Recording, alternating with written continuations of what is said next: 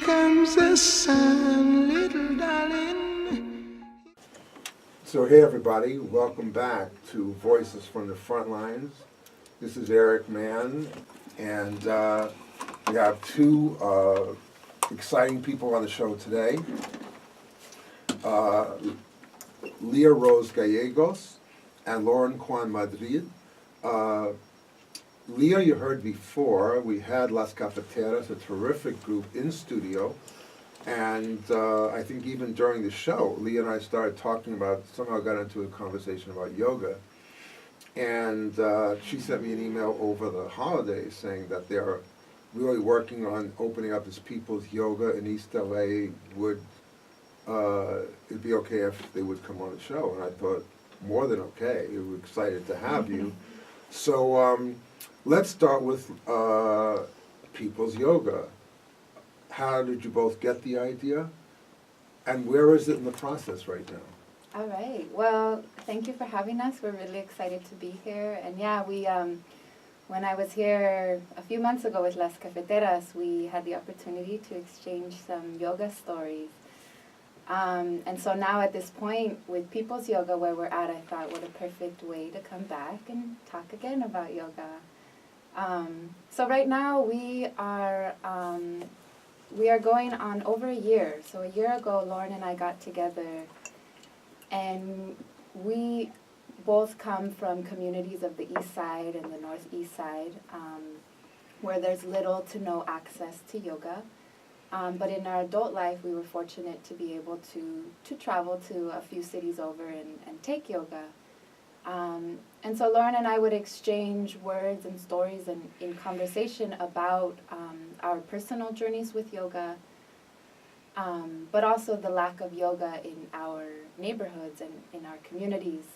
And so we both were inspired by a lot of other local community projects and individuals that exist currently, like the Eastside Cafe or Las Cafeteras or Corazón del Pueblo, Tonali Studios, the list goes on and on. And we decided that we wanted to bring yoga to the East Side, to communities, to a variety of communities where yoga either does not exist or there's just little access. So since then, we've been offering classes in Boyle Heights, Downey, Little Tokyo, East L.A., at community spaces, schools, nonprofits. Yeah, anything I'm missing? Well, Lauren, when I saw the map that Leah sent me, I mean, she was showing East LA, and then they were saying where are the closest yoga studios, and there weren't any. Mm-hmm. Why don't you tell us a little bit about that, about what just like there's a food desert, it looks like there's a yoga desert. Definitely. So thanks again for having of us course. on the show. So there's yoga in gyms and in various community centers, but there are no yoga studios anywhere to be found in the greater Boyle Heights, East LA, and further east, Rosemead, Montebello, Pico Rivera area. There's no official yoga studios. It's a big hole. We see yoga studios in downtown LA, Pasadena, making a big circle around the region, and then maybe in Cypress and in Long Beach and in Whittier.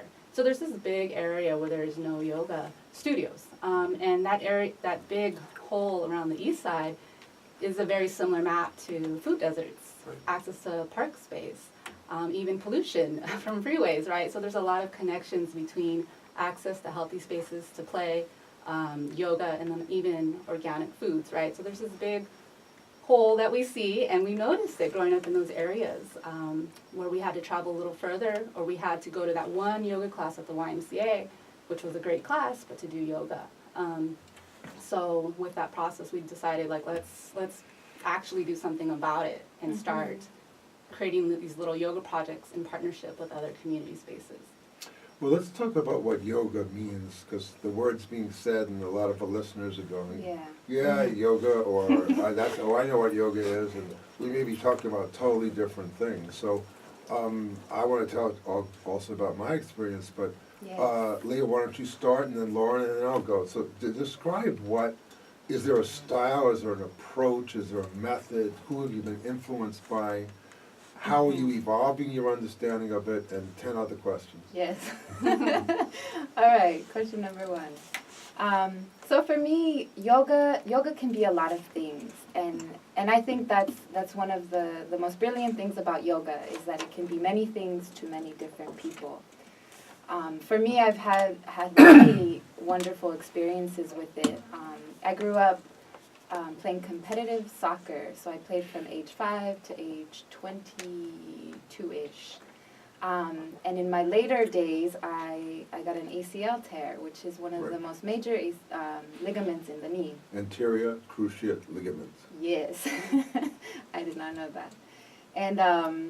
And so that was sort of the end of my soccer career after playing in college at USC and then even trying out for the U.S. national team.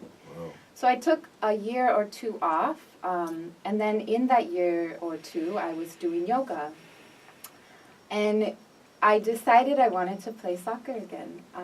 And because of yoga, I was stronger, fitter, and faster than I had ever been in my younger days. And so I ended up playing semi-professional soccer for a little bit. So that's what yoga was for me in the physical realm. But in my process of practicing yoga, I quickly realized that it was way beyond the physical. So for me, I was able to transform a lot of self-hate, a lot of doubt, a lot of negative thoughts into self-love and into positivity and into acceptance and gratitude. So there's this whole mental aspect of yoga, this mental practice that allows you to bring attention and awareness to yourself. Give a couple examples of poses. What I want to do is try to describe the physical phenomenon through words. Okay. So try to tell us, close your eyes almost, and describe some poses you like, imagine yourself in them, and then as you're talking, tell us what's going on. All right. So, I will describe, let's see. So some of the hip openers. In our hips, we carry a lot of emotions. Right. And so in some of these hip opener poses, you'll feel a lot of things. There's been instances where I have physically felt that it hurts so good.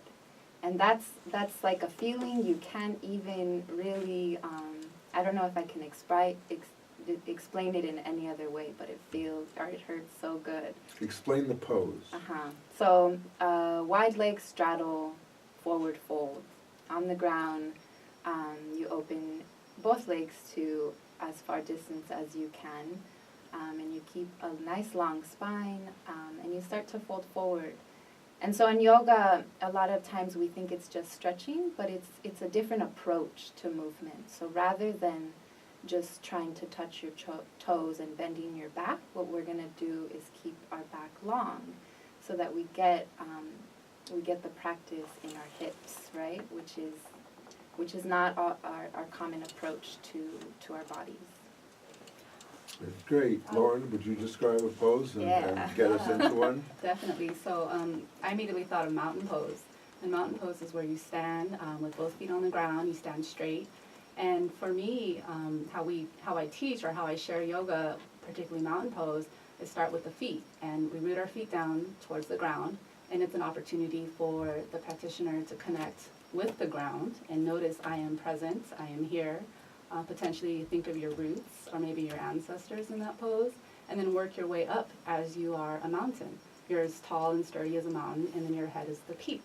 And how connecting with your spine, noticing your spine really tall, and noticing how your shoulders might open up and your heart might be upwards towards the sky. And so for me, when in mountain pose or in other standing poses, it's an opportunity to be present. And that's one of the things that I've benefited from yoga so much, is being present. My mind is constantly moving forward. I'm thinking about the future all the time. So for me, this practice roots me in the present and in the earth. And when we think about these poses, these yoga poses, and take them to the earth, take them to nature, to animals, it slows us down and it makes us realize what really matters and what is important for us as individuals and our broader community. That was the voice of Lauren Quan Madrid. Tell us a little bit about the breathing. Definitely. So breathing is breathing is yoga. Being connected to the in-breath and the out-breath, and every movement is connected to a breath. And that essentially, once your mind starts going off, you acknowledge where your mind is going, and you focus once again on your breath. So every pose, when we ground ourselves at the beginning of the practice, it's about finding the breath and noticing how that feels through your body, and starting to take inventory of the body, of the mind, of the heart, of any aches and pains. And in a world, in a society where that's not really valued, it's more what we can produce and the money we can make and the money we can spend.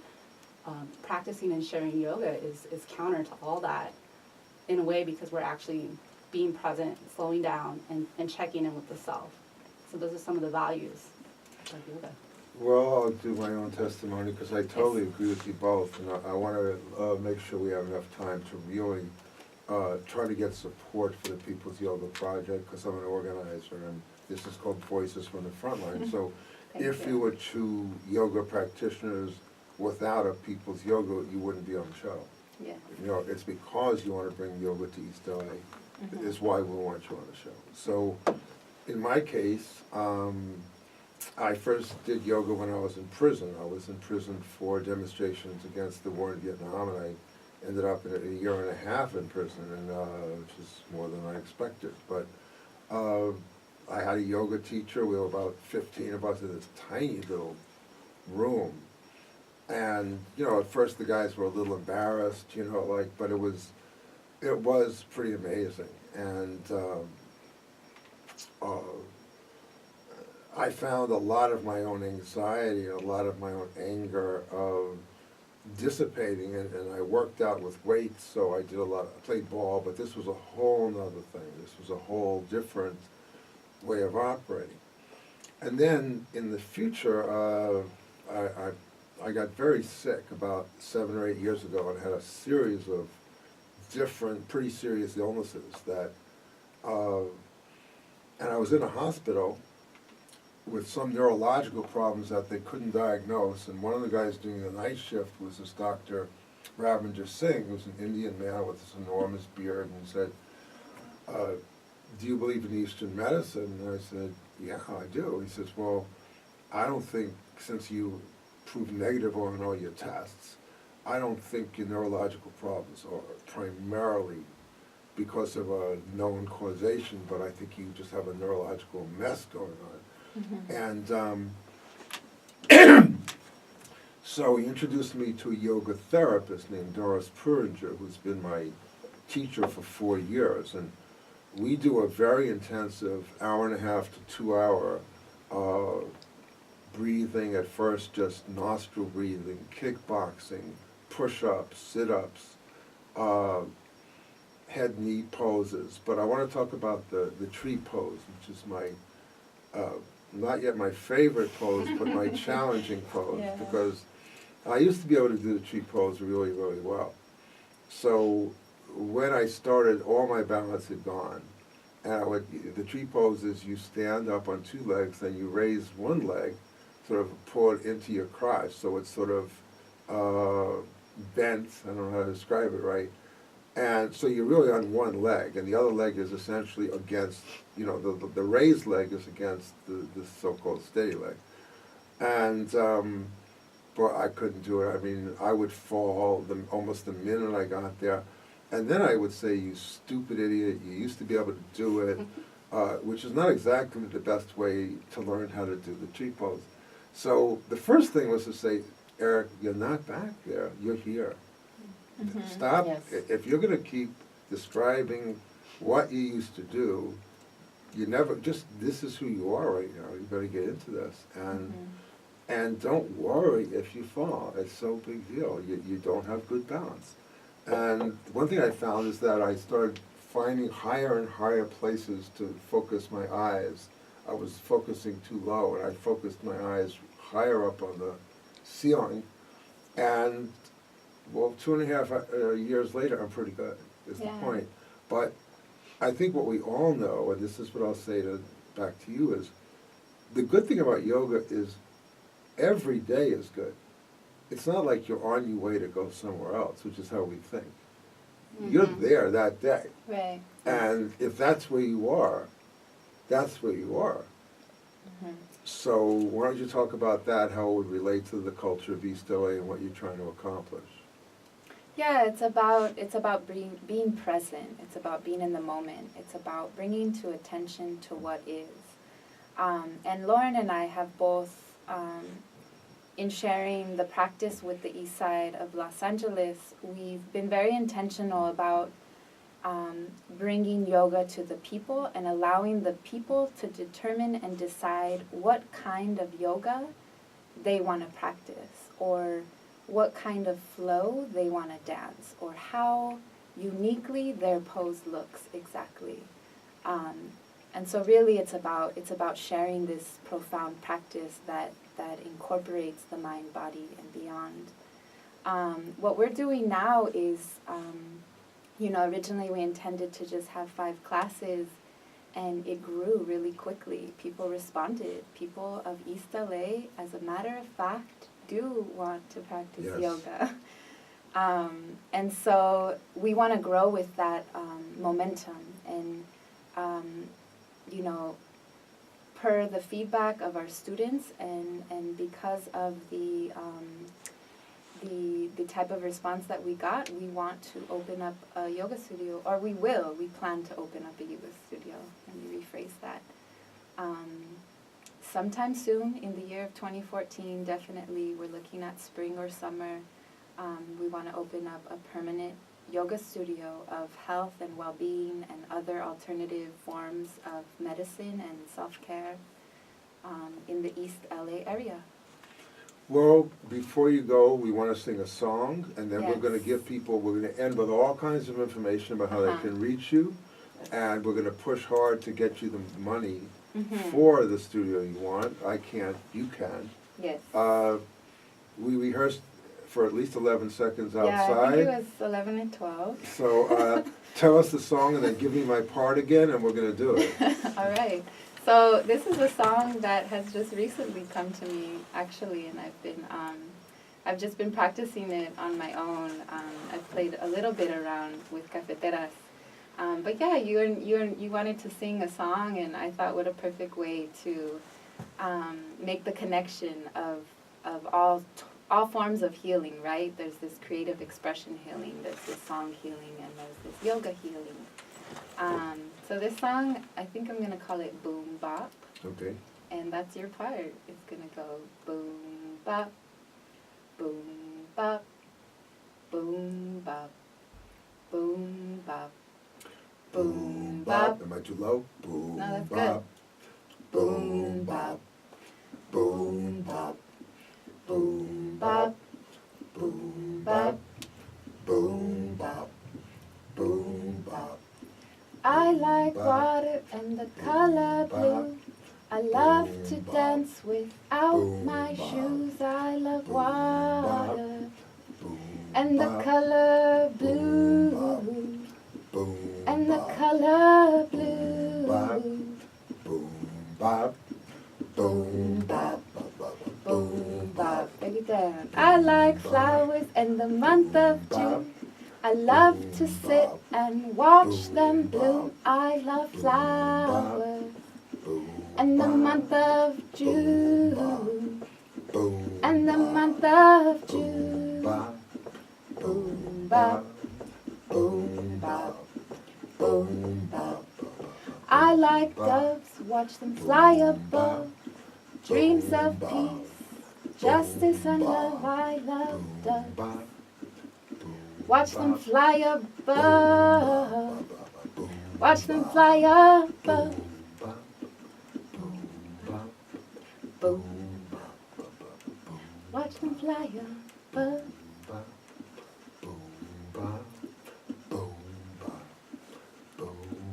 Ba-da-ba-ba-ba. Thank you. Thank you. That was our debut. Right, So if you'd well. like to hire us, you can contact peoplesyoga.org. Well, thank you. That was fun. That was a beautiful song. It was fun to get my part and then see how you worked off it. So let's talk about peoplesyoga.org, because I want to make Yes. sure that our listeners can reach you, and listeners, please reach them is the point. Call up.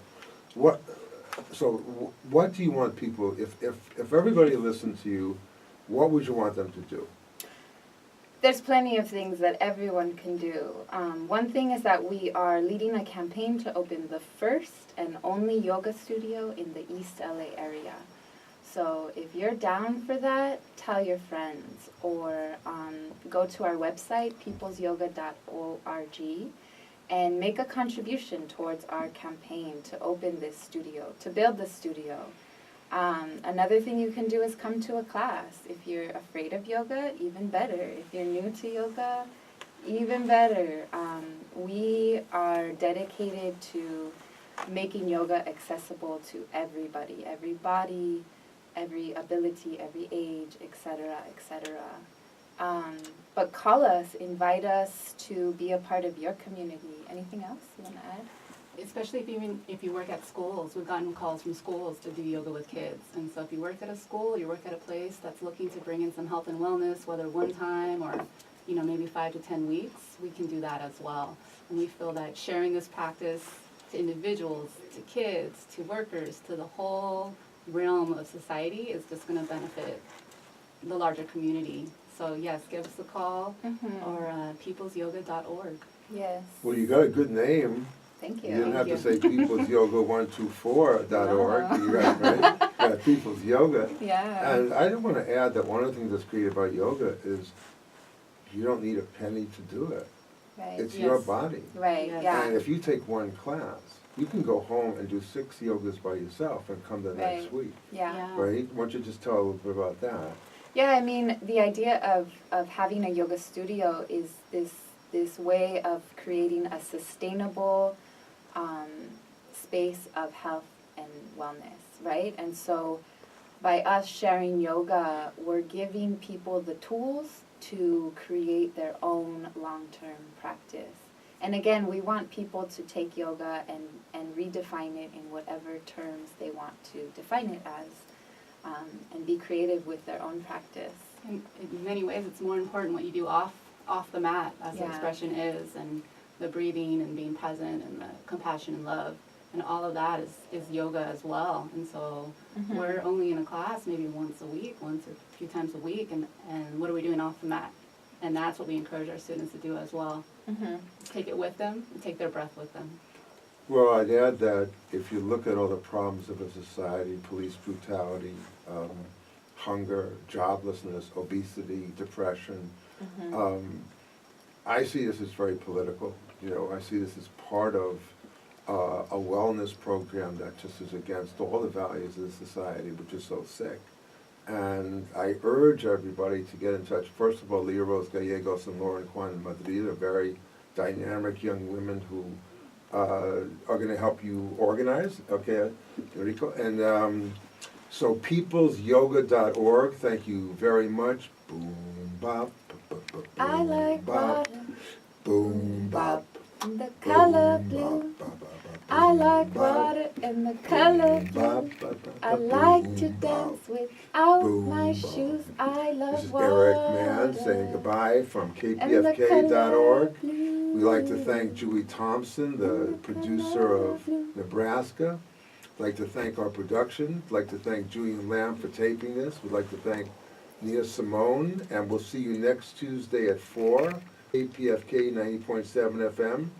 And it's been a wonderful show, and thank you so much for paying attention. Thank you. Thank you.